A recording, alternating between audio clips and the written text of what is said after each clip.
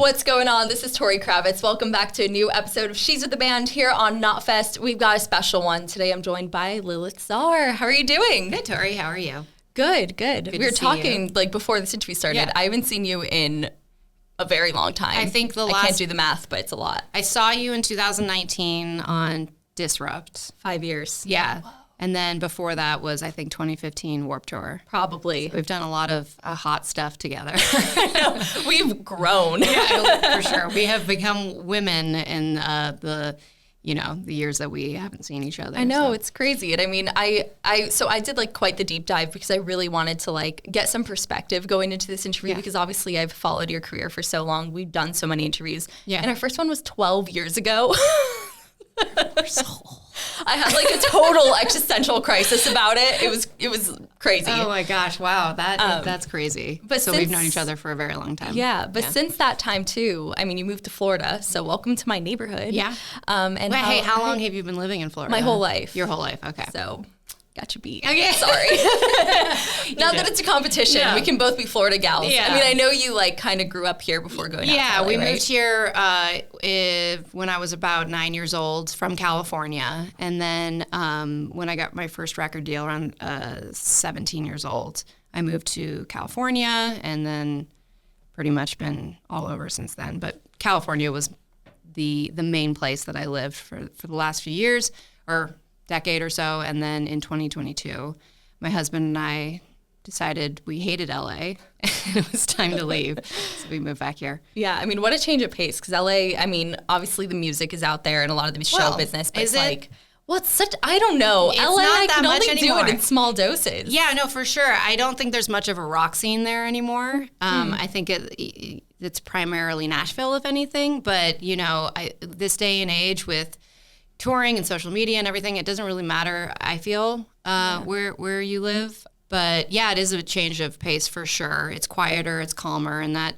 for me, when I get off the road or have a break from the fast lane, so to speak, it's nice to come home to a place that feels, serene and quiet. I mean, I definitely think of Tampa when I think serene, first thing. No, but I mean, it's a bustling city, but compared to LA, it's like nothing. Oh, it's no. So, and you're near the water, it's great. Yeah, so. Yeah, and family's here, which is most important. We wanted to be close to family. I think after COVID, it put a lot in perspective, and so the lack of that support and family in your life was something that we were craving. Yeah. Well, welcome to the sunny side. It's good to have you over here. Yeah. And I'm just like, I'm glad it made this interview possible because obviously I'm not out in LA. So as soon as I realized you were here, I was like, let's go. Yeah, I know. I saw your DM the minute that you sent it. I was like, Tori! And I was like, no way. Yeah. Back in action. Yeah. And I mean, so much has happened over the time that I've seen you. But like, the one thing that I think has stayed true anytime I've spoken to you is I just think of like perseverance and resilience always with you. Like your work ethic is unbelievable. Thank you. I don't know, just there's been such a change as you've started this Lilith Czar project. And in the fact that I know for you, it was like a huge release of like all the challenges and struggles that you may have faced prior. You turned it into something so empowering and like different. Yeah.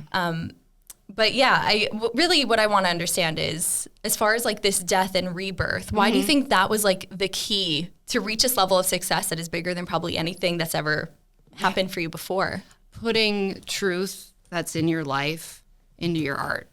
Mm-hmm. I feel like that's what's going to translate the most. I think that because it was so honest and stemming from a place of truth and reality and taking that and putting that into my art. I think that's why it translated so well, because it wasn't something that was like, oh, I have an idea. It felt very honest, and it felt like, the evolution of this past artist into this new one was something that actually really happened. Mm-hmm. And so putting that into my lyrics and, music videos and the visualizers and the poems that were written and all of the marketing and everything, it felt very natural and easy and effortless because it was so And so, what was the question? Well, what I find interesting, I tend to go off. I mean, I kind of did the same thing. You're good. Yeah. But like what I think is interesting is you could have very well stayed in the lane that you were in before. Sure. And kind of just been like, cool, we're going to switch things up. But instead you were like, we're killing Juliet. Well, that's Lilith is the thing. And this is the way we're going to do it now. Like, it was very drastic. And why was that just the key? As Juliet Simms, it started to feel forced and not easy, and it felt like I wasn't it felt like I wasn't being the artist I was meant to be. A lot of my musical influences and inspirations are these larger than life characters and larger than life artists who have alter egos and have concepts and conceptually come up with stories that they convey through their art and their music and their everything. And so, 2020 gave all of us really the gift of time to really sit and think about our lives and what we wanted to do and who we wanted to be and where we went wrong, and like that was the case for me, and that all kind of culminated in me making the decision to kill off this former version of myself and become this new artist. What's interesting is that you use the word like forced and contrived, because I feel like it's not even totally your doing. Because I know in other interviews you said that your music got to a point where there were just so many other people's fingerprints on it, and you were missing your autonomy and your control over your art, which 100%. I'm sure was a huge part of why it felt like it just wasn't even you anymore. 100%. You nailed it right on the head. I've up to this point, up to Lilith, my experience in the music industry is not that uncommon as a female. You are subjected to, a lot of what you should look like, how you should dress, how you should sound, kind of very controlled. Totally. Very, very controlled. And that was something that I didn't even recognize for a really, really long time. I spent many, many, many years in the industry just kind of taking it and not recognizing, oh, that's not okay. Well, I guess when it's people that you see as successful, or, oh, maybe they know better than me, you might think to an extent, oh, maybe I should listen, right, at first, until it's... Sure, yeah, and look, there's nothing's black and white. Yeah. You can't, just because somebody's telling you what their opinion or what they think you should do, doesn't necessarily mean that it's wrong, because nothing in this world is black and white, There's context and all of that, but after so many years of it happening for so long and so often, and sometimes obviously misogynistic or obviously very inappropriate or something that could disrupt somebody's mental health or whatever it is, that's something that builds, Totally. And when you're not recognizing it, when you're not looking at it and seeing, it builds in you almost unconsciously, right? And probably gradually, so you don't even notice it's happening. Exactly, totally. Yeah. I just hit a breaking point, and that's, why I ultimately decided to go, you know what? Fuck you, and I'm going to show you why. Yeah, you snapped. Yeah, that first music video under Lilith, you snapped. Yeah. I was pretty mad in that video, I'm not going to lie. I could see all of the built-up energy of years and years. It was like I knew exactly what was going on when the project launched. Like, you didn't even have to explain it. To me, awesome. At least to me, that's how I felt. I love that. Thank you.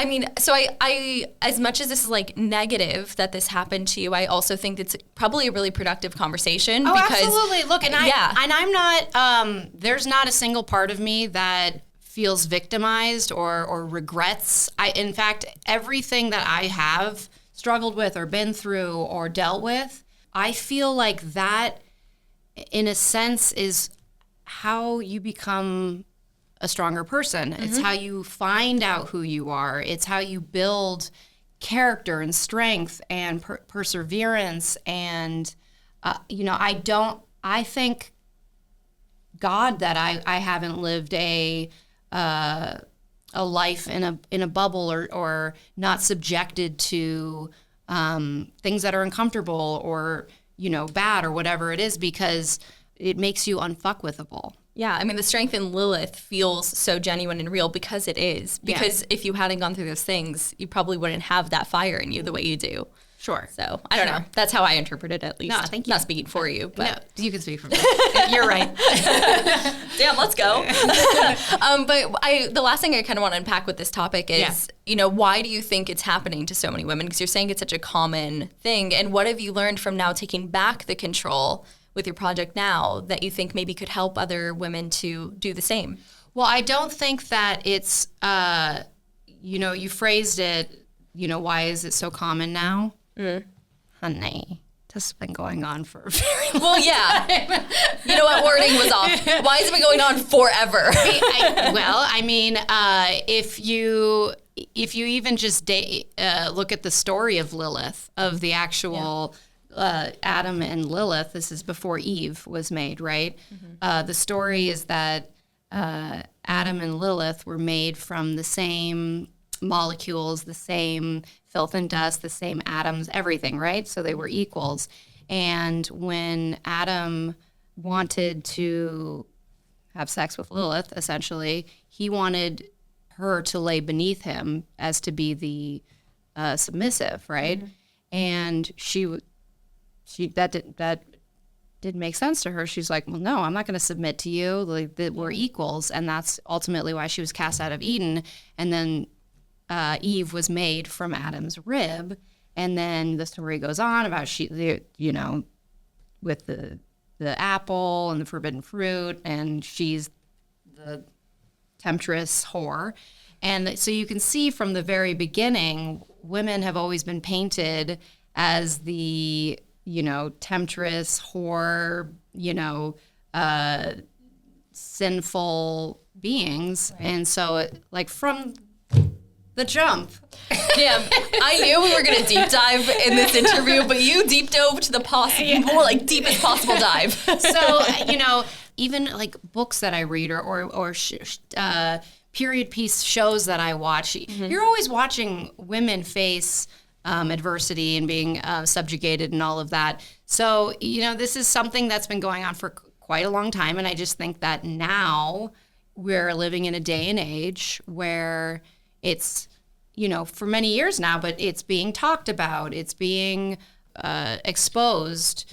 And so I think that I think that we are more awake and we are recognizing it more, and it's just more exposed now. Yeah. So, well, there you have it. And I actually I'm glad you went into that, the backstory of how the name came to be. And also it explains the album title, because I don't think I've heard you really say it in an interview. So for anybody who's wondered, now you know. Now you know. And this was just kind of a fun question because I was thinking about the king, the song. Yeah. And I was thinking, so if you are the king of the man's world, which you are, what's the first decree?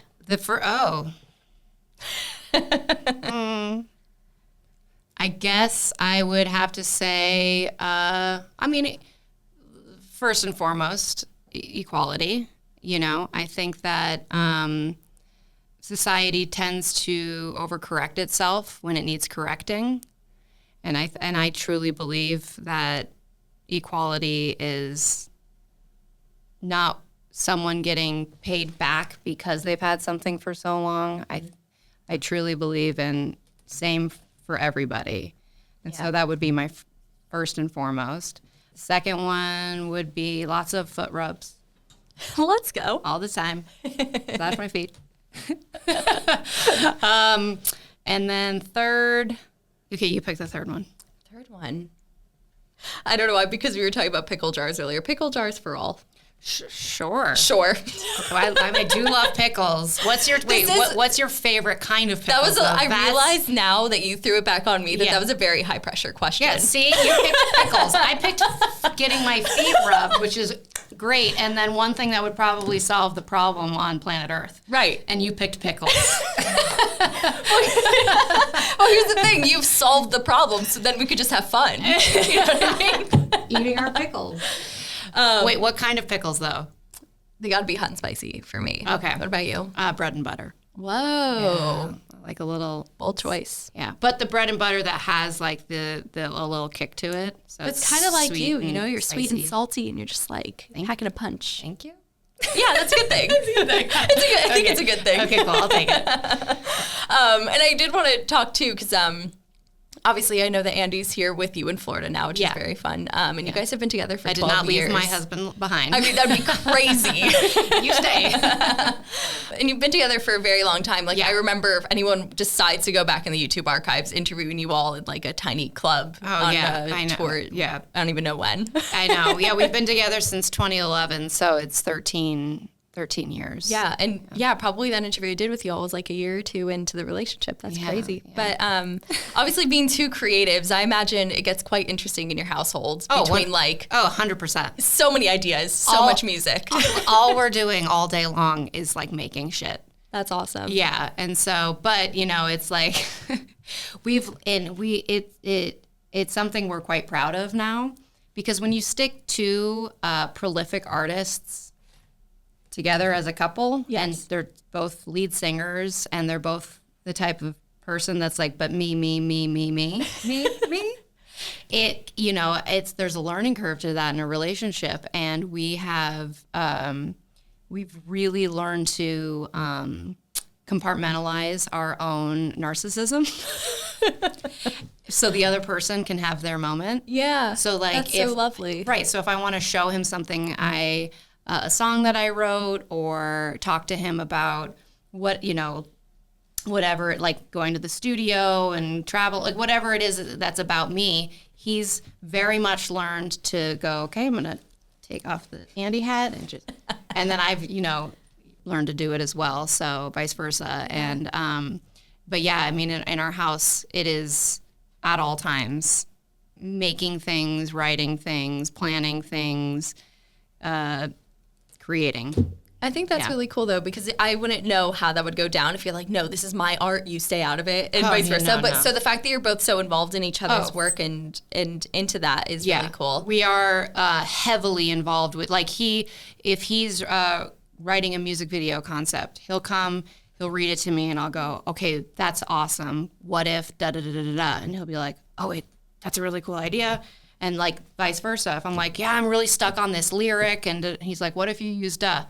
Yeah. But we love being able to collaborate like that. And part of what I wanted to ask too is like, Lilith, in a way, it's obviously still you, but there's a sense of theatrics involved. Like the fashion is like elevated to 11. Yeah, the music videos are so incredible, and it's like such a departure from, let's say, Automatic Love Letter that was way more stripped down. Yeah, very emo. And so Andy being in like a very theatrical, bold band. Yeah. How much of a say did he have in elevating everything that you were doing? Well, not to not give him credit, because he inspires me every single day. Andy Black, he's one of my favorite artists, and Black Veil is one of my favorite bands. And so, you find inspiration in things that you love. But when it came to the evolution of Lilith, he really played he was such a cheerleader. And when it came to my ideas, and he just was just like, just go with them, and very much supported. He helped grow my own confidence, and when sometimes, especially as an artist, you can tend to get in your head a lot, and you can absolutely second guess yourself, and that's something I'm been very guilty of pretty much my whole life, is second guessing myself. I think a lot of us do it. But he's you heard. Yeah. So he did a very good job telling me I was doing the right thing. I mean, I imagine it was quite risky because risky in your mind because it was the scariest fucking thing I've ever done, Tori. Like you'd worked so hard for what you had. Right. I'd spent my entire life, you know, well, I mean, I had Automatic Love Letter and then it was Juliet Simms and all of that, but that was like, Juliet Simms was also Automatic Love Letter. And it felt like I was pouring gasoline all over it, lighting the match. I mean, that was that last music video, wasn't it? It really was. I was quite literally lit on fire in the last music video to kill myself off. And it was very, very terrifying, emotionally. Like when I released that music video where we killed off my former self, I cried. Wow. Yeah, it felt like very... I just got chills. Because that music video is Don't get chills. I cry a lot. It sounded like we're sobbing for the rest of the podcast. Yeah, so it was very emotionally taxing on me, and the entire birth of Lilith and all of that was I tried to put forward that I'm just pure confidence, and that's, you know, I think that comes from being able to admit that I'm not always confident and I'm not always sure of myself. And I think that when you own that, you have power over it, as opposed to just not confronting it and ignoring it and just being like, no, like I'm a firm believer in admitting your faults and embracing them, and not being afraid to admit them. And during 2020 and 2021, I was so scared, but there was also that part of me that was going, this is real for you, though. That's the thing you need to hold on to. I find that in times that I feel confused or conflicted or chaotic, if you hold on to one truth as your, like, you know, your pole to hold on to, that helps a lot. And my one thing was, this is real for you. This is real for you. This is real for you. Yeah. So, I mean, I'm sure it kept you so focused as well. And like, as much as there was a lot at stake, you have to have believed in it so much that it had to work. Like, there was no choice. That's exactly what it was, is there felt like this was it, all or nothing, you know? Yeah. And so... yeah, that's so intense, but like so rewarding. I don't know, just like really learning about this process is so inspiring. And, thank you. Amazing. Thank you. And I know obviously we're talking about like kind of the first chapter of Lilith. Yeah. And at the same time, I've heard in a couple interviews you've been working on another album. Oh, you would not be wrong. So I am working on the sophomore record. I left. It's been quite a process this time around. I mean, the last record was quite a process too. The last record was a 4-year process. Wow. So, I left Sumerian Records in 2023. Okay. Yeah, late 2023. And, wait, no. God, I was going to say, is that last It's year? 2024. It is. Welcome to Earth, Lilith. I left in 2022. Okay. So it was like, I don't know, October or something of 2022. And I had already begun kind of the writing stages, you know, going to LA, going to Nashville, writing on my own, all of that. And so the last year, you know, and change, I've spent writing in Nashville, writing in LA, meeting with new potential homes, and I'm actually leaving for LA next week for another go around at the studio and to meet with my new home. Oh, yeah. So it's all happening. It's happening, yeah. But you know, these things take time, and I wanted to make sure it was right. My experience in the past wasn't the best. So it was important for me to make sure that I was going to be happy wherever I went, because I dealt with a lot. I mean, it's like, once again, it's like now Lilith is correcting all the things that may have happened in the past. It's like, well, we're not doing those things again. This is fresh start, right? Right. Sometimes you got to make decisions that in the moment scare the shit out of you and make you feel like you're losing everything and body and well-being, then that is ultimately the right decision. Everything. Yeah. Especially as an artist, I feel like you can't create to the fullest if there's other things weighing you down, right? 100%. You can't create to the fullest if you have somebody lingering over you telling you you're not doing it right. Oh, I couldn't even imagine. Yeah. I mean, I can't write a song to begin with, but even if I could, that would definitely stop me. Oh gosh, for sure. You're like, I'm shit. I guess I should just quit, I guess. Yeah. So. And even thinking about like where you want to go next with this, I know, album number 1 had like the feminist undertone. It was like the big shebang, the big comeback. So are you wanting to stick with that moving forward, that theme, or is there going to be like a different evolution and a different path next? There is a concept forming that is going to be present in the record. I think that is something that's not necessarily a theme. It's more so just how I feel. And, going back to what I said before, something that is going on in your life and is true for you and your experiences and all of that, well, for me at least as an artist, will always be put into my art and will always be present with me. But I don't want to give too much away. I tried, everybody. I did what I could. There is a concept and a story there. So cool. Well, I'm such a nerd for like concept albums and stories. Like as soon as the album started and there was that like poetic intro, I was dissecting it. I was like, rewind. What was that line? What did that mean? I will say this. I have written another one. This one feels this feels a little bit bigger than just this. I'll say this. This next record is bigger than just me, and it's bigger than just my experiences. I feel like it's much more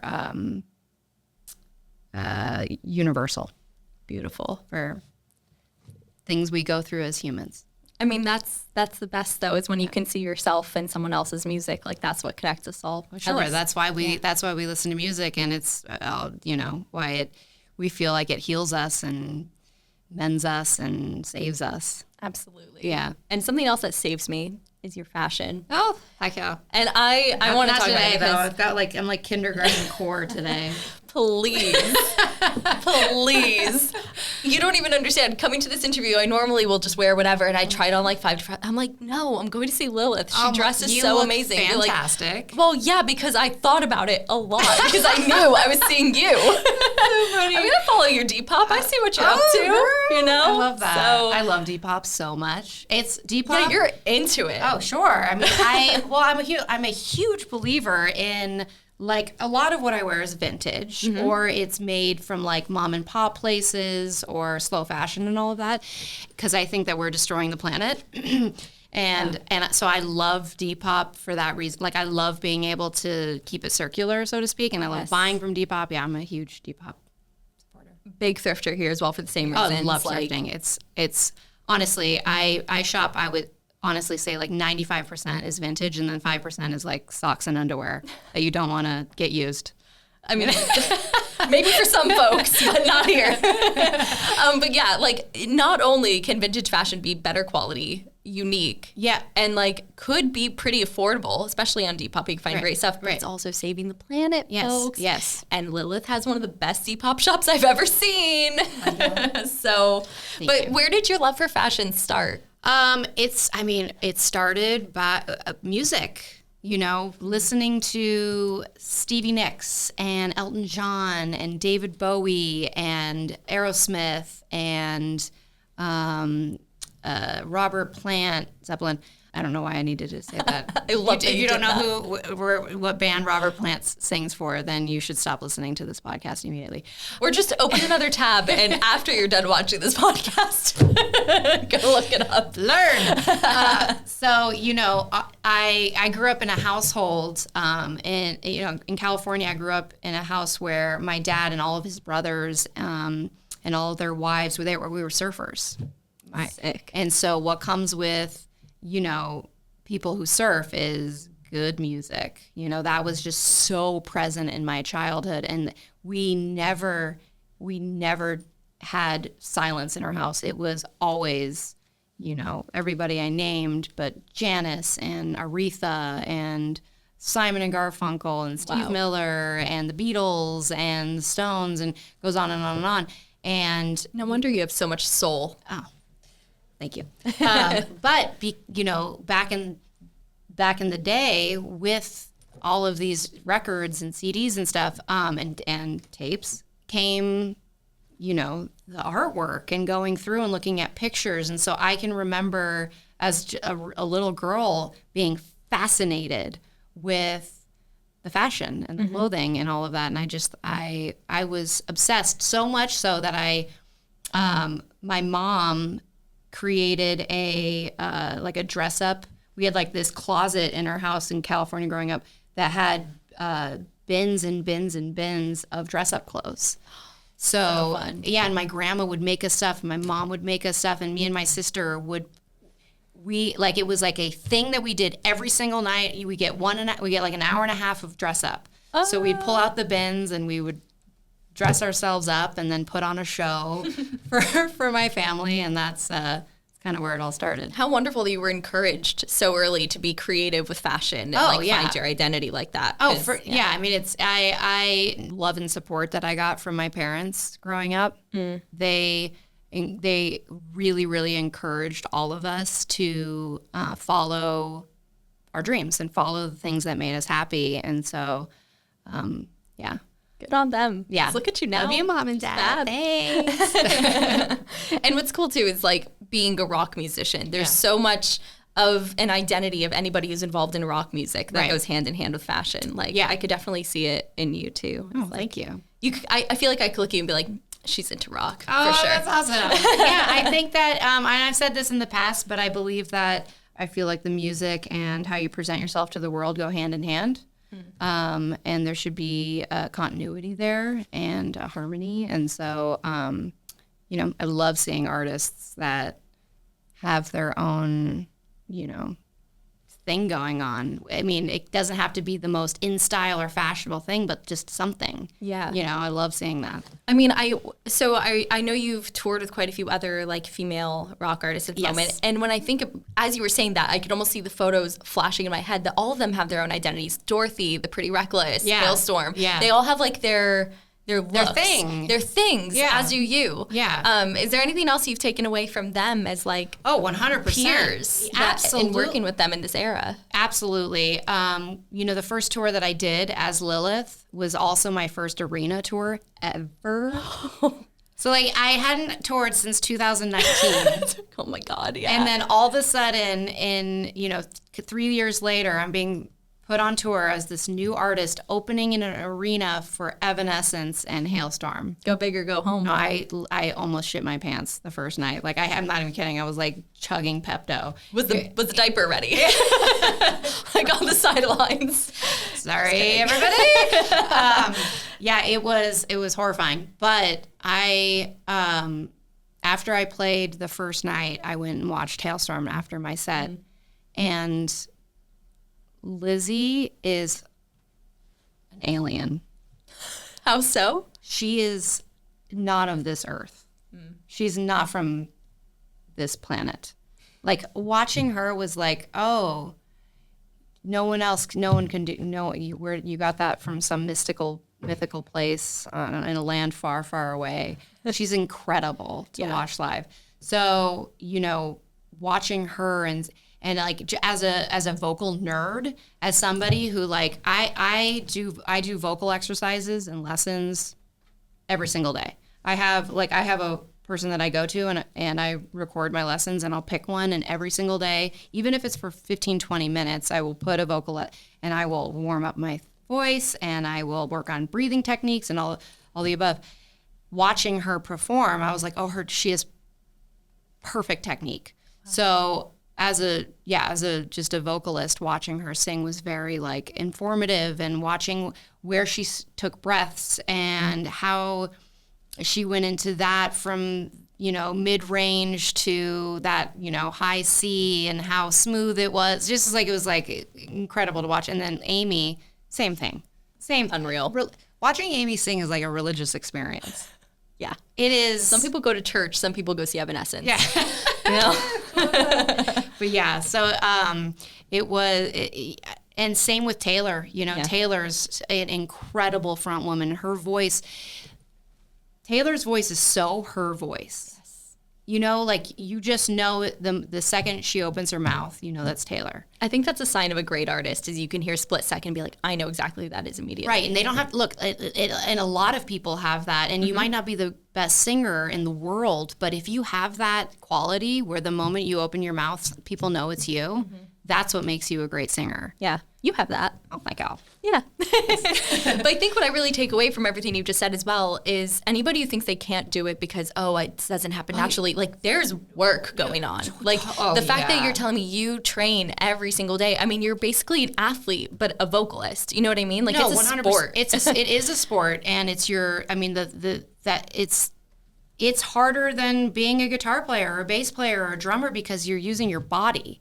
And so, and it's easy to control a guitar. It's easy to control, but you have to, trying to control something that's on the inside that you can't see or touch or feel, and it is a lot of work. And I never had vocal lessons growing up. Wow. None. And because of that, I actually adopted some pretty bad singing habits, and I dealt with vocal nodules for years. Yeah, losing my voice, terrible swelling, having, not being able to sing on stage because my technique was incorrect. And so about 7 years ago, I wanted to correct that. And so I started seeing a speech therapist, actually, because the way that I speak is also very bad for my vocal cords. The way that I used to speak would rub my vocal cords together like this, and that's what creates the calluses, so to speak, on your vocal cords and creates nodules. And so I saw a speech therapist for a while, and then I saw a vocal coach, and I have been learning to sing with proper technique since then. And so you make me feel like I need to get checked out if I want to keep doing this podcast. No, you're great. My vocal cords I can tell by the way you speak. You're dropping your palate, and it's good. This is crazy. So now not only are you like a master of your own voice, you've also mastered my voice somehow. I can tell. Well, yeah, I mean, it's easy. It's not that hard. You can tell somebody's speaking incorrectly when it sounds like vocal fry. Have you ever wanted to call somebody out? Sure. Like drop your palate. Excuse me, what? Yeah, That's but so no, funny. you're doing it perfectly. Thank you. Another 10 years, she's at the band. We're good. And something else, this is just comes from my own personal reflection and thoughts, and then I kind of see a similarity between the two of us, so I'm just bringing it into the conversation because I feel like it's probably something other women think about too. Okay. Is like, we both are kind of going against the path of what is expected of women. Like, you were joking about how your cats are your kids earlier, but that is the truth. Like, your cats are your kids. Sure. You travel the world. You're achieving your dream and, like, don't have, like, a traditional career path. Sure. In my own ways, I'm doing the same. Like, I'm just going willy-nilly in the music industry, no kids and not married, none of that. And, like, there's such a difficult grappling when you really realize as you get older, like, oh, I'm not going that normal path. Right. And so I just, for anybody who's watching this who maybe has felt that way too, I would love like your insights on just going your own way. Okay. Well, it's got to be your decision. That's it. It's as simple as it has to be your choice. You could... Look, and to be completely frank, 10 years ago, I didn't want kids. Mm-hmm.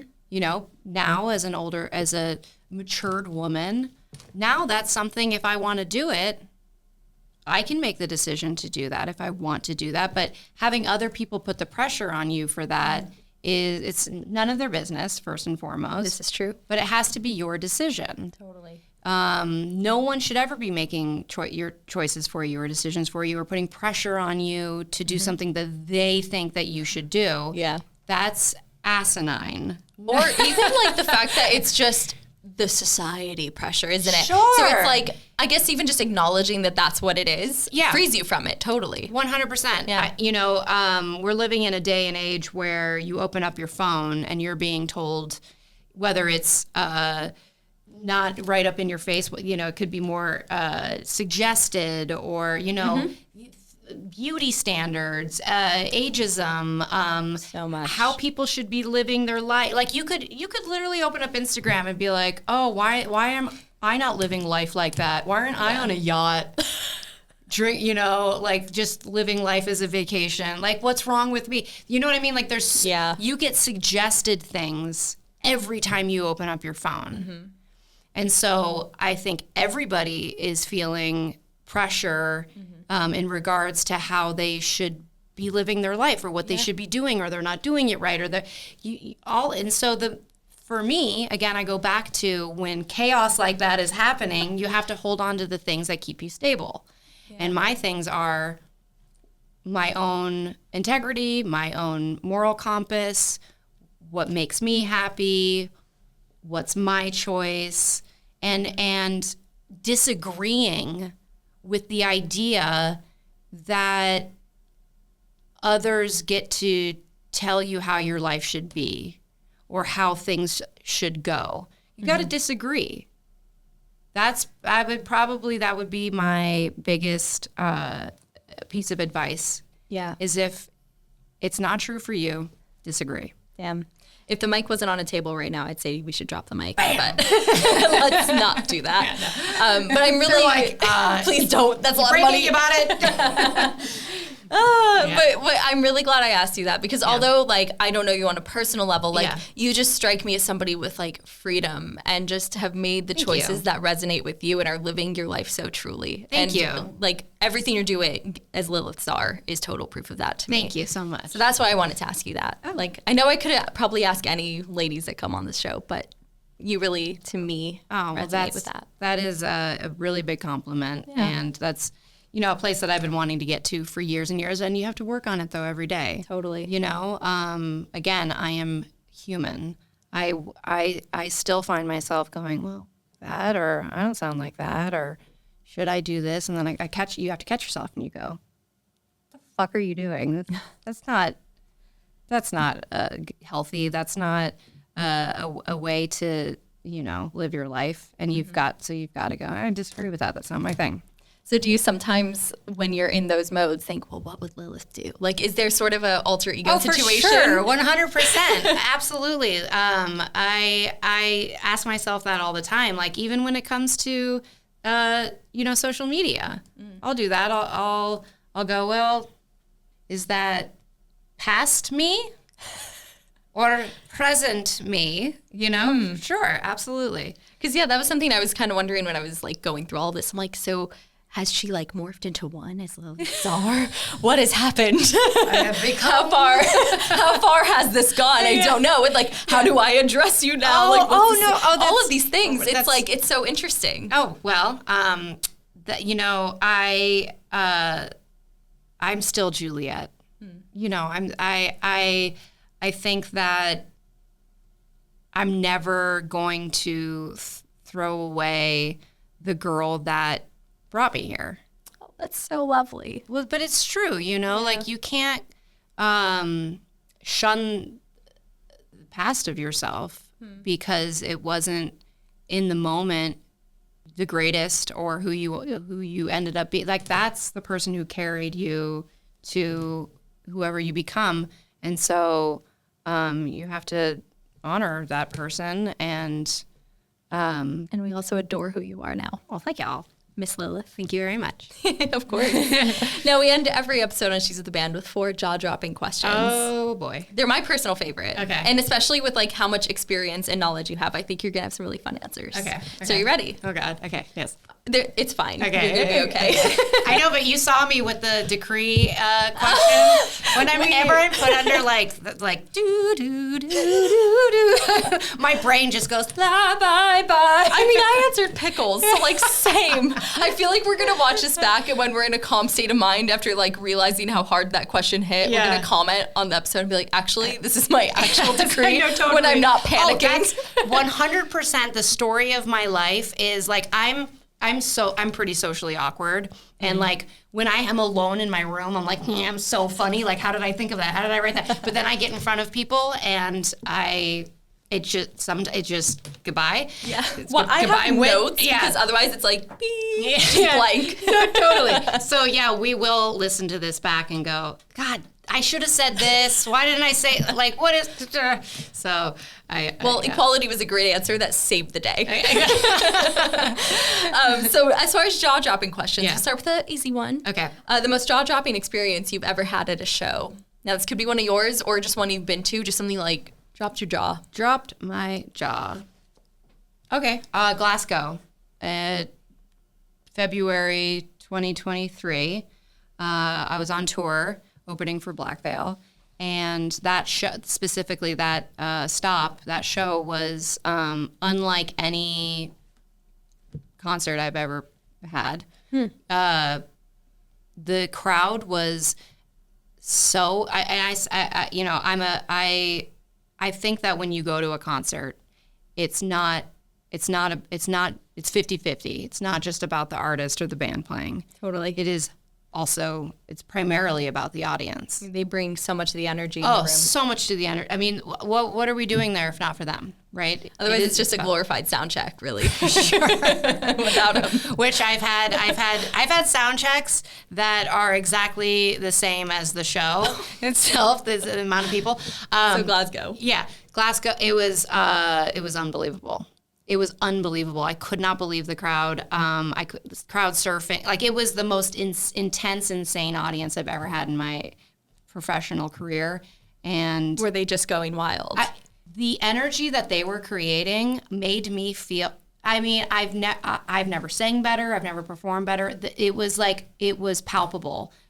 It was like a total magical 45 minutes of my life, and I came off that stage looking at my band. We were all backstage going, what? Like, it was unbelievable. That's so good. I mean, what a great tip as well for any fans who are like, man, we just want the best show ever. Well, then be the best crowd ever. Hell yeah. Get it. Oh, 100%. The more you give, the more they give, and it just is a constant infinity circle of giving and receiving.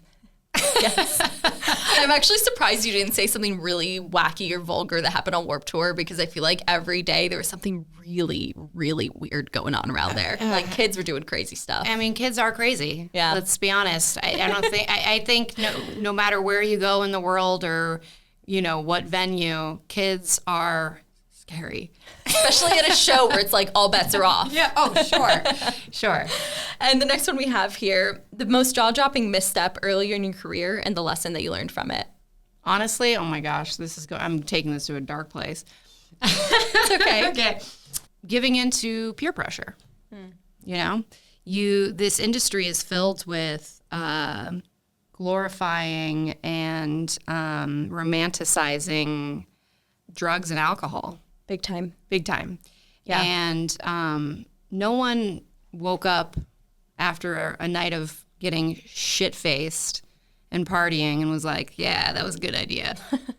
I was actually just talking to someone else on this podcast, too, about it, because as a woman, I felt that I had to keep up with that early on, because otherwise I was completely discredited for what I was doing professionally. Like, it is somehow blended in together, even though they're not correlated. No, for sure. It's totally like it's kind of thinking that is put on you. Mm-hmm. Like, this is like, if I can't keep up with the boys, I can't be one of them. Right. Or like, if you don't network and socialize, and like, you're not going to get opportunities. That's the trap. They call it networking. Sure. It's just waking up in your own vomit.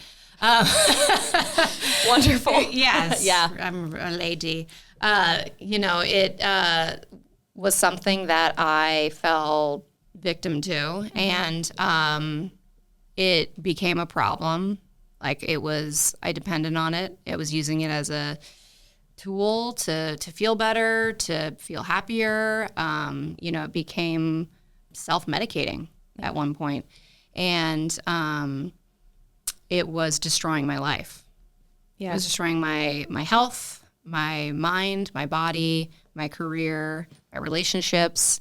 So it was 2016 was the last, October 2016 was the last drink I ever had. Congratulations. Yeah. I mean, I say congratulations, but I know that's a lot of work and you did that yourself. Thank you. Well, I mean, I had support. I had family. Andy also quit. So we've both been sober for, it's 2016. Is that 8 years? 8 years. Wow. And our lives really changed because of it. And so if we're in the spirit of education and teaching, always, if you're entering the music industry, stick to your own moral compass and integrity. And just because you don't want to partake in stuff you're feeling like, you're not going to be considered cool because of it or whatever, it's bullshit. Yeah. I mean, even if you don't partake, you're still equally as qualified and worthy of being a part of it. Absolutely. But you know what? I will say this, and something I've recognized as of late is that a lot more people are not drinking, not partying. It's like it's like not cool anymore. I know. And I'm obsessed with that. And you did it before it was cool. Yeah. How about that? Fun starter. But I think that's a really great point to make. And I wish I would have known that sooner too. Yeah. So it's wonderful. Yeah. And you live and you learn. Must have taken a lot of courage at first, especially in 2016 when it wasn't necessarily the cool thing to not be drinking, to like really stick to your guns. Did you find that hard, like to go on tour and be a part of the music industry, but having to find your way in that? I experienced that because I tried quitting for a few years before I actually fully stopped. Mm-hmm. And so, I did find it hard. It was very difficult. I think I hit like a boiling point with it in 2013. That's when it was like really dark. And so I spent a couple years struggling with it, quitting, falling back in, quitting, falling back in. And so it was very difficult. But I kept pushing myself and kept fighting and kept retraining all my thinking and a lot of working on myself. And finally I got to a point where I was like, I just made the decision, like, I don't want to deal with this anymore. I'm done. And it was it. That was it. There's no, I can honestly say I've spent the last 8 years there's not a day that goes by where it's difficult for me. Me and my husband both just were like, enough for one lifetime, we're good. Well, I think it's once you make that decision of like, we are not going back. Yeah. Then you don't look back. Totally. And what happens is you actually start to get really obsessed with in a very towards positive things. Like we both work out every day and we eat really healthy and we have like our whole vitamin cabinet and we just kind of avert that energy that went towards that negative thing to a different area, a positive area in our life. And that is awesome. Yeah. Let's go. Yeah. And the next one we have here, you've already mentioned quite a few names. So I'm curious which is like the one, the most jaw-dropping female artist you would love to work with. Okay. I'm so obsessed with her. It's not even funny. Miley Cyrus. Oh, she is. Thank you. Her voice. Her song, I just think that she's that, talk about watching a woman transform herself and into this empowering butterfly of a goddess in the sky with just the greatest, like she is, I'm obsessed with her. Miley. And you can hear like the journey of her career in her voice. It's amazing. Oh, 100%. And you can hear it in her lyrics and her songs. Like, again, I go back to, like, if there's anybody out there that's like, I don't know what to write or I don't know what to write about or I'm having, writer's block, or just write about your life. Mm-hmm. It's always going to connect. It's always going to be the thing that stands out the most because whether we talk about it or like to admit it or not, we all go through a lot of the same shit. Yeah. Even though our lives may look different, Totally. the undercurrent is the same. 100%. The foundation of all of us is we're all built kind of on the same way. Mm-hmm. We're all individuals. We all have our own, we're the only versions of ourselves and all that. But we all do have one thing in common, and that is, struggles and things we tell ourselves and feeling pressure from just being a human being and all that, everything that falls underneath that. And so Miley has done like a really, and again, other artists that I connect a lot with are doing a really beautiful job telling their story in a way that makes you feel like, oh, you see me. Yeah. Me too. I mean, I'm not even trying to make this like a Miley episode all of a sudden, but I was like thinking about Flowers, and I was thinking about how clever it was that instead of doing like the whole empowerment song, it was like that false sense of confidence, like the fake it till you make it thing. Yeah. And something like that, I was like, that is so real. Like she's Miley freaking Cyrus, and she just like got it. Totally. Oh, yeah. 100%. So, and it's just her life, but we all, even though I'm not living her life, I wish I was. Yeah. Don't we all? Like I totally got it. Yeah. It's so true. Like that underlying the principles of the things you're living. Oh, 100%. I remember. I mean, it's the same with your record, really. Well, thank you. Yeah, when Flowers came out, my manager sent me the link to the music video, and she was like, "This is her king," and I was like, "I know." I was like, "Thank you for the compliment." And you did it first. Don't ever forget it. No, but then I watched the music video, and I was like, I was rooting for her so much. Anyways, just fantastic. Her or Stevie Nicks. Oh, true. Yeah. And the last one, I'm really curious what you're going to say here. Yeah. The most jaw-dropping misconception about you that you wish people understood. Oh man, there's so many. I think because, we live in an era where everybody puts everything out on the internet. Mm-hmm. And if you don't, people will make up their own narrative. That's the danger of privacy, isn't it? Right. Yeah. And that's something me and my husband both, I put things out there, but we're really only giving like 2% of our life, and so we both experience people creating their own narratives, writing their own story, and stating it as fact, which is can be really infuriating because you go that's not true. And it's just people's obsession with wanting to know everything about everyone, isn't it? Sure. But like, you're also, and this is not across the board, but there are people who don't look at you as a person. Mm-hmm. It's like you're a character in their video game that they've built on their phone. And where they glorify you so much that it's just like another entity. Well, that's fine. I'll take that.